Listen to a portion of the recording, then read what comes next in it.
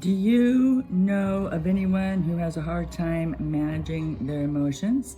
Well, in this video, I'm going to talk about 3 different ways to help you be able to handle your emotions when other people cannot. My name is Rhonda and welcome to my channel.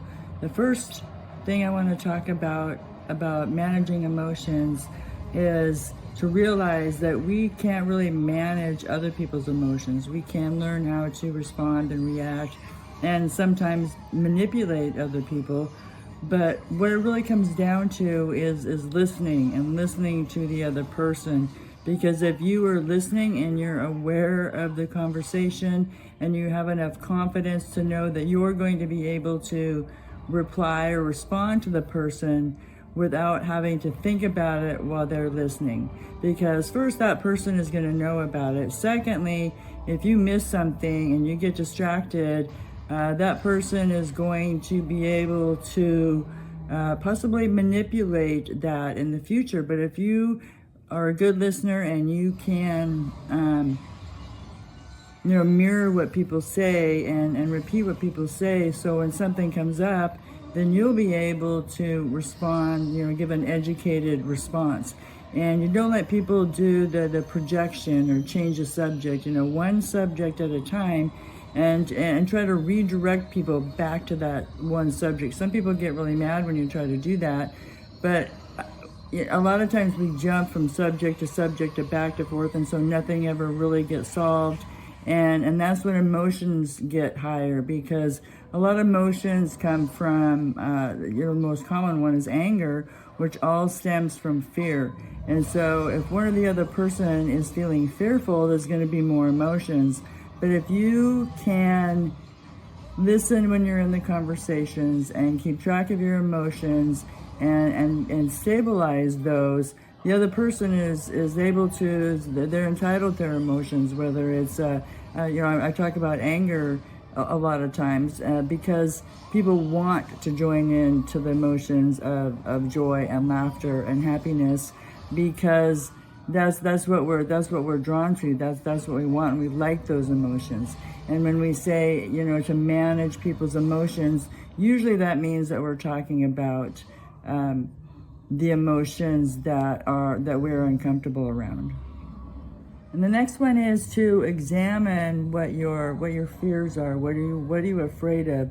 What's going to make you emotional? What setting or scene or people that you're around it is going to generate an emotion that you don't want, whether you're afraid or whether you're angry. And that's all based on triggers. And most of the time, I know for myself, is I know what those triggers are. It's just that I'm not present during that time. I'm not listening, which was one of the things I just mentioned, was listening. And is listening and being able to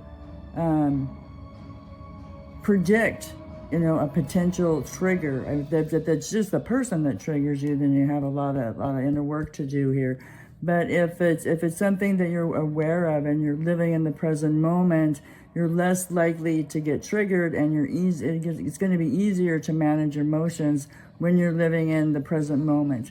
And so the more that you can actively listen and the more that you can live in the present moment, the better you'll be able to handle your emotions. And I think if other people see you being able to manage your emotions, then they are either forced to give up, or sometimes they will feed off of that. They'll come back down and start to communicate better.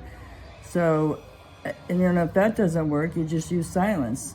You just do the look and the blink stare, and don't say anything, because people who are responding with anger or violence, don't deserve that. If people are in an abusive situation, that's a little bit different, but that's not the subject that I'm talking about right now. And the third thing to do is to breathe. Remember to breathe. I tell my son that all the time, and then I realized I need to be telling myself the same thing.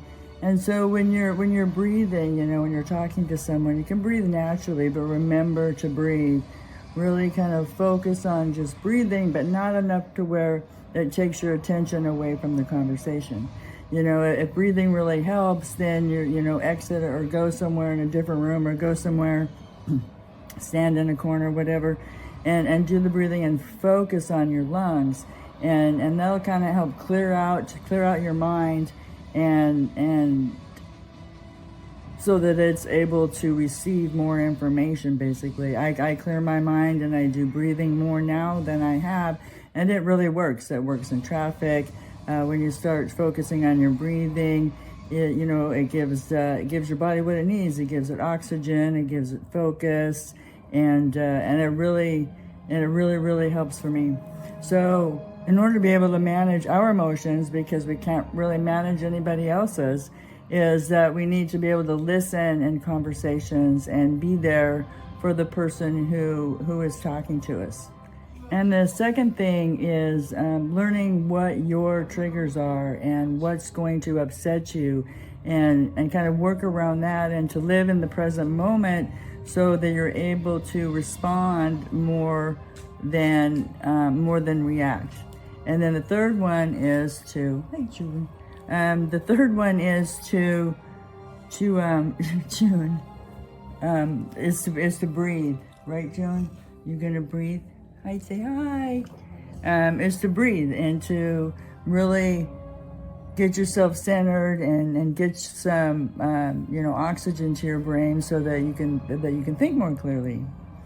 And thanks for watching my video, and my name is Rhonda, and we'll catch you next time.